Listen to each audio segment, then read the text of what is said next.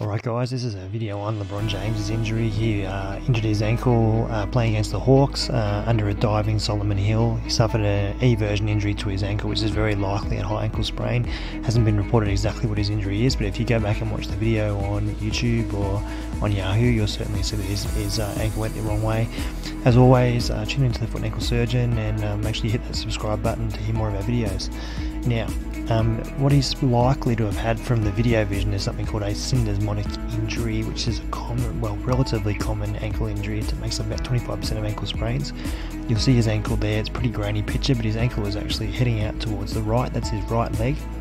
And it was twisting outwards, and we're going to give you a better photo to get a good look at how that injury probably occurred, but certainly go and watch the video because it's pretty impressive. So the mechanism is what's called an eversion abduction injury, meaning that your leg goes out, so the foot goes in that position, and that's what happened to him as his weight distributed in that direction. It's what's known as an external rotation injury, and the patients often get immediate pain, and it's labelled as something called a high ankle sprain. So different from your average ankle sprain, it's much worse, much more sinister. So this is just a crude drawing of what your ankle actually looks like from the front. We're going to label here the shin bone, which is known as the tibia in medical terms, and next to that we're about to label the fibula, which is a small bone next to your tibia that makes up part of your ankle. It takes about 1/8 of your weight. And then we're going to mark here for you as well the heel bone, otherwise known as the calcaneus, so that you sort of get an idea of where everything is. Now, the area that he is injured is the syndesmotic ligaments, which are those ligaments there in red. So the ligaments are like ropes between the bones. And if we see here, that's his mechanism. So he's gone outwards, and what's happened is his heel has gone towards the fibula and has really put a lot of pressure on the fibula, which puts pressure on those red syndesmotic ligaments. Now, this is different to the average ankle sprain, which is known as a low ankle sprain. In the low ankle sprain, your foot usually twists inwards and your big toe goes up. It's complete opposite to the way LeBron injured his ankle. You get the areas of tenderness. So you can see there in the area in red, that's what's known as the syndesmosis. That's where it most likely would have been sore. And this is the area at the back here, sort of the back part of the syndesmosis, known as the PITFL. He may have been sore over that area as well. That's on the little toe side of the ankle from the back.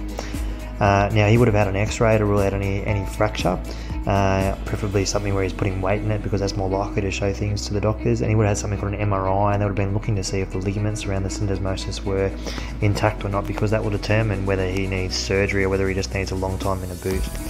So the way that syndesmotic injuries are graded, because you'll often talk about sports people or doctors talk about grading of injuries.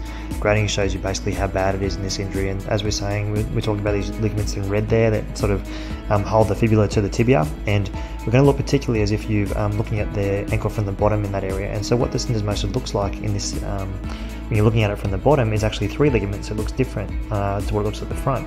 So it's got a ligament at the back, at the front, called the AITFL, and that's the one in red.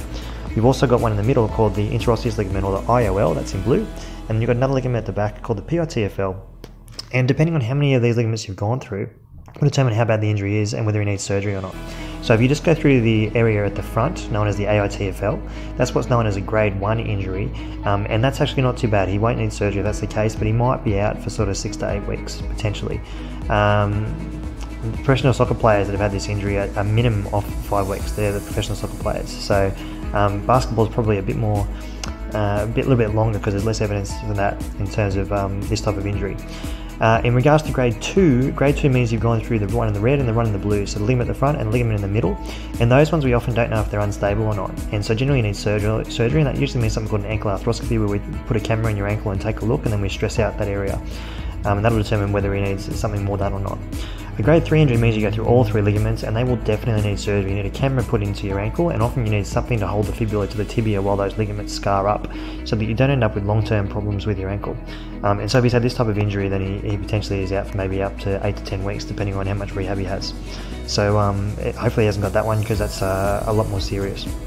But as I said, grade 2, grade 3, they more often need surgery. If you've got grade 1, then it's usually around about 5-6 weeks off in our professional sports players. So let's hope he hasn't got one of those grade 2 or grade 3 type of injuries.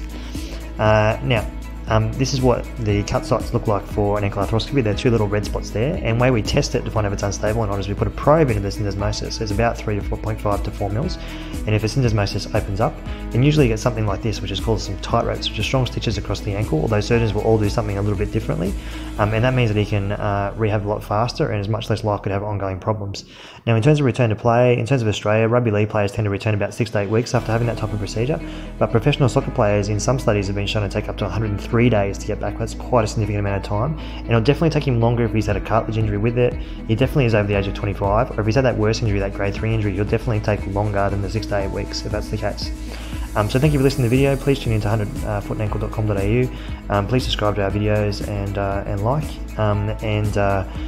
just take a look at our disclaimer at the end of the video here, because essentially I don't know LeBron James personally. Obviously I don't know the Lakers very well. This is just simply my opinion from what I can see off the injury. I don't know exactly what injury he's had, but certainly from the video, the most likely will be what's called a high ankle sprain or syndesmotic injury, which if you like, you can tune into the rest of our channel. We've got a video specifically on syndesmotic injuries. But thank you for listening to the video, and thanks for your time.